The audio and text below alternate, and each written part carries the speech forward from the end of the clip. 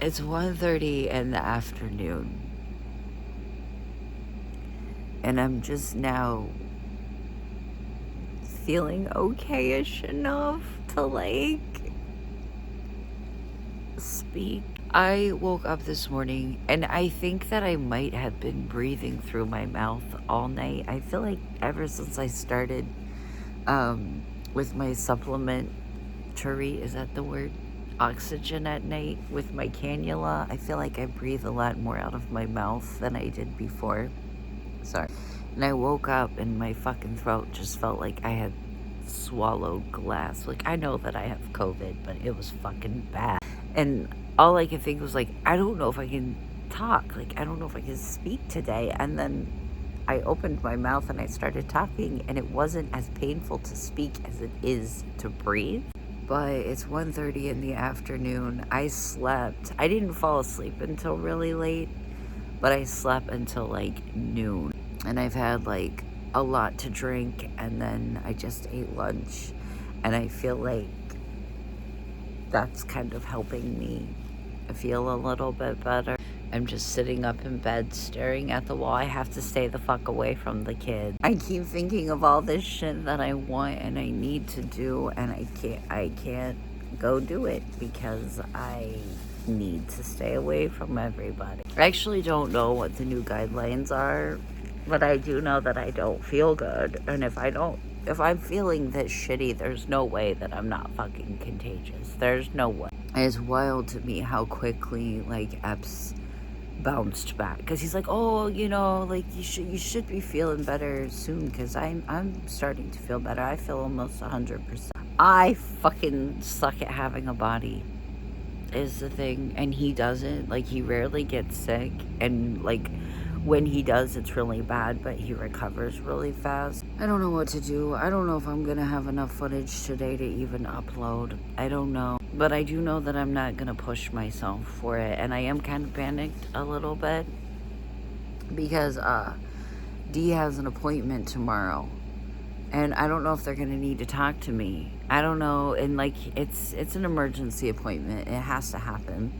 I don't know if they're gonna want to talk to me. Sorry, to fucking hair in my mouth. So I'm kind of wondering if I can find somebody else to like take him and see if they could like almost telehealth-ish Lee talk to me on the phone during the appointment. I just don't want to be around people, you know? Like, I'm sure at this point I'm within guidelines to like go in public and shit, but it's just like this whole like, you know how I am. Guilt and anxiety. Guys, I've been sitting here looking at this Facebook group. Isn't that the argument that like Facebook uses in its advertising, that you can find a group for anything? Oh yeah, you can. That's pretty much all it's good for. Groups, memes, and reading 500 comments on somebody's drama that they definitely they should not have posted that. But you know, we're all here for it. We're all scrolling and judging. I found this maximalist decor group because we all know I'm a fucking maximalist queen. But this lady has the most decked out fucking trailer I've ever seen in my life. Beautiful. And there's people in the comments that are like, why would you invest this much money in a trailer? Why would you not? What are you on? Why are we acting like a trailer is not it's not as good as a house or an apartment? It's still a fucking home. It's still a home. I'm sorry. I don't give a fuck where somebody lives. I don't give a fuck if somebody lives in a tent. If you want to throw up fairy lights and make that shit magical, you should do it. Why would you invest this much money into a trailer? Because that's their fucking home. And they want it to feel like their home. They want to like it. Because that's what they like. Because that's what they own. I'm sorry, it doesn't fit your standards, Donna. Which was actually the name of one of the people that said something. I had someone leave a comment one time that was like, your apartment looks like a college sophomore's dorm room. And I was like, it's a house and I own it. This is my 4-bedroom, 2-bath shit box. It's not the prettiest thing you've ever seen in your life, but it's fine. In fact, on the wall right there, the only room in the house I have ever painted was the boys' bedroom because it was this bright neon green, like neon green. That and the downstairs bathroom. But my dad painted. I painted the boys' room a dark gray to get rid of that green. But I'm telling you, we haven't touched any of the other paint in the house. And if you look around, there, before we moved in here, there was an elderly woman that lived in here, and she was bedbound. And she had custody of like 4 of her grandkids. And they wrote all over the walls. They wrote all over the wall. Right there on the wall near my bathroom, there's somebody hearts somebody. Somebody wrote that they loved somebody, and it's still there. And we've lived here for, I think, Epps and I have been together for 5 years, and I lived here for a while before that. It's like 6 or 7 years. The only thing that I removed as far as like the kids' graffiti in the hallway, it was really, really bad because she couldn't come up the stairs. Like the lady that lived in here, she could not come up the stairs. So the kids would draw all over the hallway. They would draw like these little like demons and shit. And in order for the house to pass inspection to be approved for the loan, we had to go in with a fucking Mr. Clean magic eraser and scrub the fucking walls, and it was not as easy as I thought it was going to be. Those son of a bitch fucking commercials lie to you. It's not very easy to use. But on the back of my basement door, there's all kinds of creepy shit written on there. But yeah, it ain't the prettiest thing you've ever seen in your life, but she sure as shit is mine. It's the way I feel about my vehicle too. I have a fever.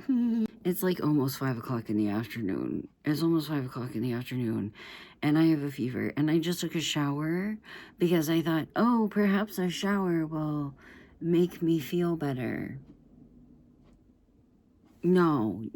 And then I sat down and realized that my tripod is like all set up somewhere, and I am not there. So you guys are down a little lower than usual. I had these plans before I got into the shower. Epps is at the grocery store right now because let me tell you something, bitch. I'm tired of waking up at 3 o'clock in the morning and eating handfuls of shredded cheese, which is a vibe in and of itself. But whenever you're actually like hungry, it's not very nice. So he's at the grocery store getting us groceries. And I thought, perhaps if I take a shower, I'll feel a little bit better. I am the Hulk. Every time that I look at myself, I'm just like, I look like a bear in a dress. I just want to be a little tiny fairy. Can I just be a little tiny baby fairy sitting on a mushroom? Friend with a frog. No, I have to be the ogre. Epps keeps making me laugh really hard, and it's like hurting my throat. Like more. Whatever. I think I'm going to put on some eyebrows and some eyeliner and a little bit of mascara. And I know you're like, bitch, you're sick. And not like a dog on his skateboard sick. He stares at me a lot. And it just makes me feel a little less self-conscious. Our plan when he gets home, not a hard word, is we're gonna put on House of the Dragon and play Clue. That's the plan. Assuming that I don't have a fever-induced blackout. I don't even know if I should just go ahead and post this, like, even though it's going to be really short and has like nothing fun in it, but do my vlogs ever? No. Sorry, it's not a hot flash. I am fevered. You guys fucking know that song? That song by that one girl in that one movie that I've never seen, with Margot Robbie and the one guy with the hair, the gang, I need a gangsta. to love me better. I feel like a 2-year-old standing in front of my parents. Look what I can do. And then I just jump like 2 inches off the floor. That's me singing songs to you guys. You know this one song? Okay. I have it stuck in my head. That's the whole point of it. It's like really fucking bad. Listen, have you ever been so dumb that even being sick doesn't knock it out of you? Because that's how I exist every day. And it is kind of a struggle, but also kind of a relief. Like column A, column B, you know?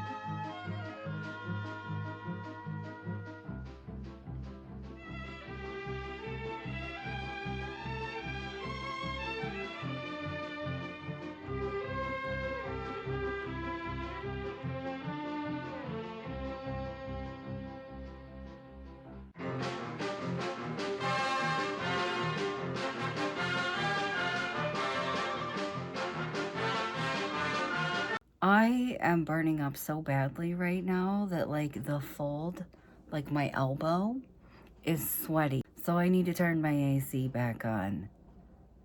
Oh god, don't look at my fucking wing. My cheeks are flushed, which is really fun.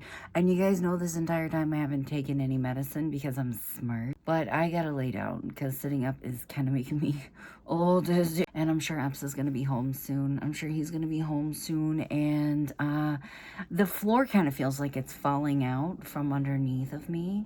Is that the way that I should phrase that? I don't know. Oh, the last thing that I wanted to talk about before I let you guys go really quick. My ears are ringing, but I think this... fuck it, you know. The reason that I've been vlogging from my phone recently is because my fucking memory is so full that I can't airdrop anything to it. Like if I film with my other phone, I can't airdrop it to this phone. If I film with one of my cameras, like none of the videos will come off of the memory card. And if I put them on like my iPad or like my other phone, I can't airdrop it to this phone and upload via the YouTube Studio app. And that's because the YouTube Studio app is taking up so much room on my phone. Like I'm not even joking you.